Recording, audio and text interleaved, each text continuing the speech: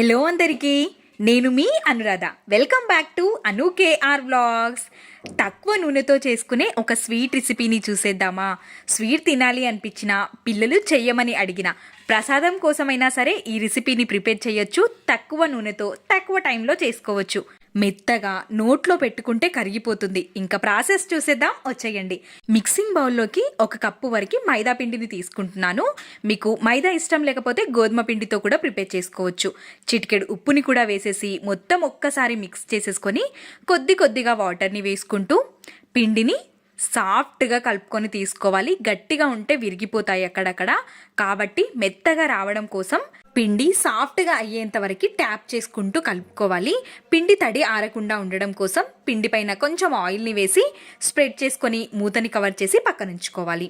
Stove పైకి ఒక గిన్నెని పెట్టేసుకొని 1 కప్పు వరకు వాటర్ని యాడ్ చేసుకోవాలి.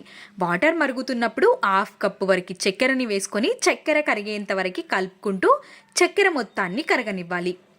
చక్కెర కరిగిన తర్వాత 1 స్పూన్ వరకు నువ్వుల్ని వేసుకోవాలి. ఈ స్వీట్లో నువ్వులు వేసుకోవడం వల్ల రుచి చాలా బాగుంటుంది.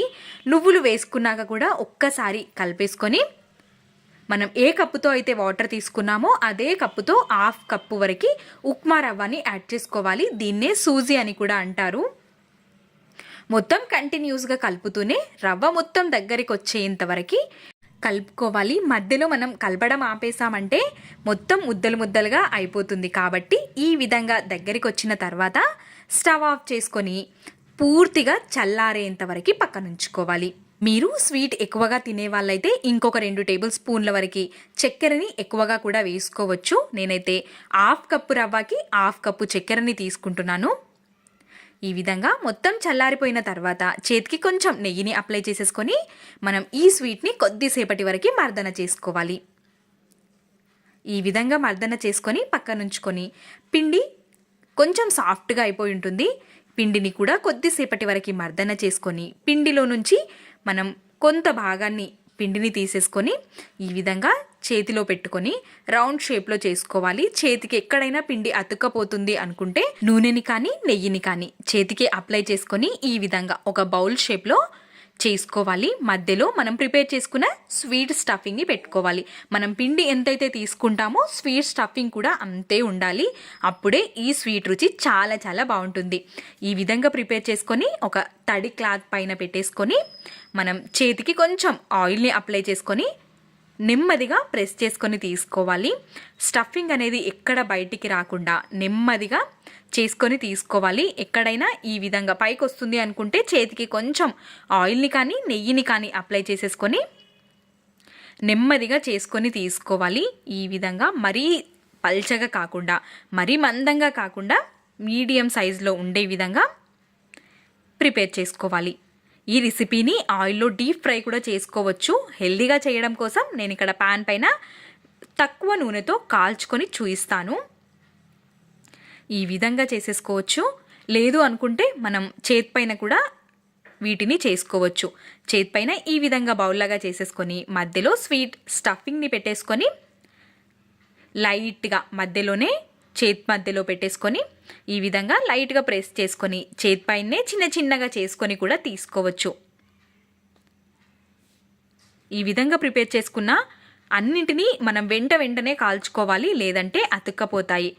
ఇంకా స్టవ్ పైకి ప్యాన్ పెట్టేసుకొని ప్యాన్లోకి ఒక 2 టేబుల్ స్పూన్ల వరకు ఆయిల్ వేసుకొని మనం చేసుకున్న స్వీట్ రెసిపీని కూడా వేసేసి మంచిగా కాల్చుకోవాలి. వీటిని మా సైడ్ అయితే స్వీట్ పూరి అంటారు, లేదా హల్వా పూరి అని కూడా అంటారు. వీటిని డీప్ ఫ్రై చేసుకుంటారు, కానీ నేను మాత్రం హెల్దీగా ఉండడం కోసం ఈ విధంగా తక్కువ నూనెతో కాల్చుకొని తీసుకుంటాను. నేను చేసిన ప్రతి పూరి ఈ విధంగా పొంగుతూనే వచ్చింది. చాలా కమ్మగా ఉంటాయి. చూస్తున్నారు కదా ఎంత ఎమ్మిగా కనిపిస్తుందో. ఇంకో రెసిపీ వచ్చేసి స్వీట్ పొటాటోతో పూరి రెసిపీని చూపించబోతున్నాను. భక్షాలు, పోలేలు అని కూడా అంటారు. ఇది కూడా చాలా కమ్మగా ఉంటుంది. నెయ్యితో నోట్లో పెట్టుకుంటే ఇట్టే కరిగిపోయే రెసిపీ. తప్పకుండా ట్రై చేయండి ఈ రెసిపీని కూడా. చూస్తుంటేనే అర్థమవుతుంది కదా ఎంత ఎమ్మిగా ఉందో. పిల్లలైతే ఇష్టంగా 1కి 2 తినేస్తారు. అంత బాగుంటుంది. తప్పకుండా ట్రై చేయండి. ముందుగా నేను ఇక్కడ స్వీట్ పొటాటోని ఒక 1/2 kg వరకు తీసుకున్నాను. వీటిని కుక్కర్లో వేసి 3 విజిల్స్ వచ్చేంత వరకు ఉడికించుకొని తీసుకుంటున్నాను. స్వీట్ పొటాటో ఉడికించడం అందరికీ తెలిసిందే కాబట్టి నేనేమి ఇక్కడ చూపించట్లేదు. ఉడికించుకొని పైనున్న తొక్కనంతటిని తీసేసి అన్నింటినీ ఒలిచేసుకొని పక్కనుంచుకోవాలి. స్మాషర్తో ఈ విధంగా స్మాష్ చేసుకొని కానీ చేత్తో నలుపుకొని తీసుకున్నా సరిపోతుంది. ఎక్కడా ముద్దలు లేకుండా మొత్తం మెత్తగా అయిపోయే విధంగా స్మాష్ చేసుకొని తీసుకోవాలి. కుక్కర్లోనే ఉడికించుకుంటాం కాబట్టి ఎక్కువ టైం పట్టదు. 3 విజిల్లోనే పర్ఫెక్ట్గా ఉడికిపోతాయి స్వీట్ పొటాటోస్ అనేవి. ఈ విధంగా మెత్తగా స్మాష్ చేసుకొని మూతని కవర్ చేసి పక్కనుంచుకోవాలి. ఒక మిక్సింగ్ బౌల్ తీసుకొని ఇందులోకి 1 కప్పు వరకు గోధుమ పిండిని వేసుకుంటున్నాను. మీకు ఇష్టమైతే మైదాతో కూడా ప్రిపేర్ చేసుకోవచ్చు. నేను హెల్దీగా ప్రిపేర్ చేయడం కోసం గోధుమ పిండితోనే ప్రిపేర్ చేస్తున్నాను. చిటికెడు ఉప్పు, 1 స్పూన్ వరకు నెయ్యిని వేసేసి మొత్తం ఒక్కసారి ముందుగా కలిపేసుకొని తర్వాత కొద్దిగా వాటర్ని వేసుకుంటూ పిండిని సాఫ్ట్గా కలుపుకొని తీసుకోవాలి. భక్షాలు చేసేటప్పుడు పిండి అనేది సాఫ్ట్గా ఉంటేనే సాగి మృదువుగా వస్తాయి పోలేలు అనేవి. కడాయిని స్టవ్ పైకి పెట్టేసుకొని 1 కప్పు వరకు బెల్లాన్ని వేసుకుంటున్నాను. బెల్లాన్ని తురుముకొని తీసుకుంటున్నాను. 1/4 కప్పు వరకు వాటర్ని వేసేసి బెల్లం కరిగేంత వరకు మీడియం ఫ్లేమ్లో ఉంచేసుకొని బెల్లాన్ని కరగనివ్వాలి. బెల్లం ముద్దలు ఎక్కడ లేకుండా కంప్లీట్గా కరిగిపోయిన తర్వాత ఇందులోకి 1/2 టేబుల్ స్పూన్ వరకు యాలకుల పొడిని వేసుకుంటున్నాను. మొత్తం ఒక్కసారి మిక్స్ చేసేసుకొని ముందుగా స్మాష్ చేసి పెట్టుకున్న స్వీట్ పొటాటోని కూడా వేసేసి మొత్తం కలిసిపోయే విధంగా ఈ విధంగా నొక్కుతూ కలుపుకోవాలి. మొత్తం స్వీట్ పొటాటో బెల్లంలోకి కలిసిపోయి దగ్గర పడుతుంది. కంటిన్యూస్గా కలుపుతూనే ఈ స్టఫింగ్ని మనం ప్రిపేర్ చేసుకోవాలి. యాలకుల పొడి ముందే బెల్లం సిరప్లో వేయడం వల్ల మొత్తం కలిసి మంచి ఫ్లేవర్ అనేది వస్తుంది. ఈ విధంగా దగ్గర పడేంత వరకు మీడియం ఫ్లేమ్లో ఉంచేసుకొని మంచిగా మిక్స్ చేసుకొని తీసుకోవాలి. చివరిగా ఇప్పుడు ఇందులోకి 1 స్పూన్ వరకు నెయ్యిని కూడా వేసేసుకొని అడగంటనివ్వకుండా మొత్తం మిక్స్ చేసేసుకొని తీసుకోవాలి.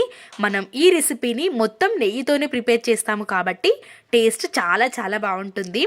స్టవ్ ఆఫ్ చేసి చల్లారిన తర్వాత ముందుగానే ముద్దలుగా చేసేసుకొని పక్కన ఉంచుకుంటే మనకి పోలేలు చేయడం చాలా ఈజీ అవుతుంది. మా సైడ్ అయితే పోలేలు అంటాము, కొన్ని ప్రాంతాలలో భక్షాలు అని కూడా అంటారు. ఈ విధంగా ముద్దలుగా చేసేసుకొని ఈ స్టఫింగ్ మీకు ఎక్కువ ఉన్నట్టయితే ఫ్రిడ్జ్లో కూడా స్టోర్ చేసుకోవచ్చు 2-3 రోజుల వరకు. పిండి కూడా సాఫ్ట్గా అయిపోయింది. చేతికి కొంచెం నెయ్యిని అప్లై చేసుకొని పిండిని మంచిగా మర్దన చేసుకొని తీసుకోవాలి. పిండి ఎంత మెత్తగా ఉంటే మనకి పొంగుతూ భక్షాలు అనేవి అంత టేస్టీగా వస్తాయి. ఈ విధంగా ఒక చపాతీ ముద్ద సైజ్ అంత పిండిని తీసేసుకొని పొడి పిండిలో డిప్ చేసుకొని ఈ విధంగా స్టఫింగ్ని పెట్టేసుకోవాలి. మధ్యలో స్టఫింగ్ లోపలికి అంటూ పిండి పైనికి అంటూ ఈ విధంగా మొత్తం కవర్ చేసేసుకొని మరి పెద్దగా కాకుండా నార్మల్ సైజులో ఉండే విధంగా మనం చేసుకొని తీసుకోవాలి. వీటిని పొడి పిండి సహాయంతో చేసుకోవచ్చు. మీరు కవర్ పైన చేస్తున్నట్టయితే కొంచెం ఘీని అప్లై చేసేసుకొని నెమ్మదిగా చేత్తోనే ప్రెస్ చేసుకొని కూడా తీసుకోవచ్చు. నేనైతే పొడి పిండి సహాయంతో చేసుకొని తీసుకుంటున్నాను. చాలా నెమ్మదిగా చేసుకొని తీసుకోవాలి, లేదు అనుకుంటే స్టఫింగ్ బయటికి వచ్చేస్తుంది. నెమ్మదిగా చపాతీ కర్రతో చేసేసుకొని స్టవ్ పైకి దోశ పెనాన్ని ఉంచేసి దీనిపైకి 1/2 టేబుల్ స్పూన్ వరకు నెయ్యిని వేసుకోవాలి. నెయ్యి మొత్తం స్ప్రెడ్ చేసేసుకొని మనం ప్రిపేర్ చేసుకున్న పోలల్ని వేసేసి మీడియం టు హై ఫ్లేమ్లో పెట్టుకొని కాల్చుకొని తీసుకోవాలి. మాడితే అంత రుచిగా ఉండవు కాబట్టి అక్కడే ఉండి మంచిగా కాల్చుకొని తీసుకోవాలి. నెయ్యితో చేసుకుంటాం ఈ రెసిపీ కాబట్టి చాలా రుచిగా ఉంటుంది. మంచిగా పచ్చిగా ఎక్కడ లేకుండా మంచిగా కాల్చేసుకొని తీసుకోవాలి. ఇంకొక సైడ్కి టర్న్ చేసుకొని నేను చేసిన ప్రతి పోలే అనేది పొంగుతూనే పర్ఫెక్ట్గా వచ్చింది. మీరు కూడా ఈ విధంగా ప్రిపేర్ చేసుకోండి, మీకు కూడా చాలా బాగా నచ్చుతుంది ఈ రెసిపీ.